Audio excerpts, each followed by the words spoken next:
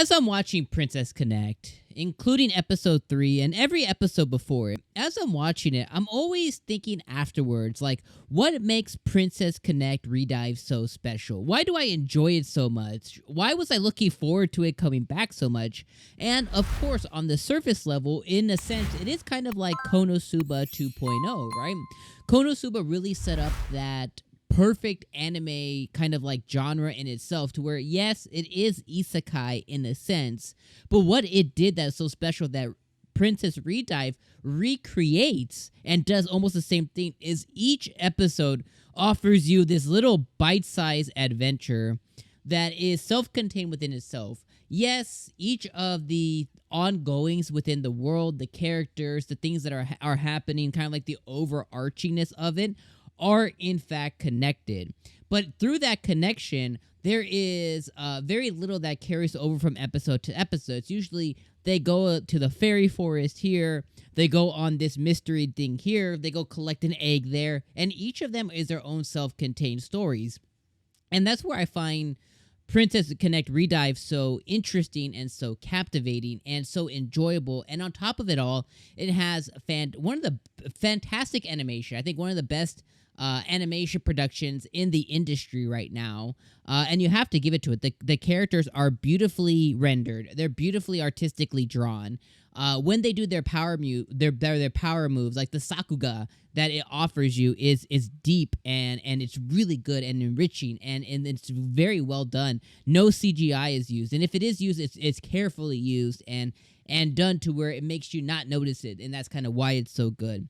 Then on top of everything else, you have the comedy that it offers. You have the expressions on these characters' faces. It's genuinely funny.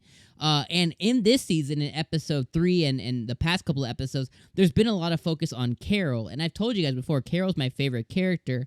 And we're finally getting a deeper dive into, her inner workings between good and evil, between is she going to choose her friends or is she going to choose the queen that she works through. And I've constantly noticed them putting a spotlight on KARYL, where last season, in the first season, it was a lot on Pecorine, like Pecorine. And this season, it's been a lot like KARYL. And you notice it even in episode number 3, when they show really high expressions or shock or any kind of expressive stuff, they always show KARYL. And I'm like, yes, I love that. Same thing like this episode. This episode was focused on Aoi and focused on the girl that they met in the library. And in a moment here in this episode, Aoi goes and grabs KARYL, and she cracks her neck, just clack. She cracks her neck, and I was like, oh my god, did she just kill KARYL? And she's like burying all these people. But they constantly show the expressions through all the different characters, and they do it so well. This episode I really love because, again, it was that self-contained adventure, and it was focused on Aoi, which is a person that Yuki had met in season 1, who was kind of like a crazy elf girl who always lived by herself. She talked to wooden statues, and she talked to her friends, her imaginary friends.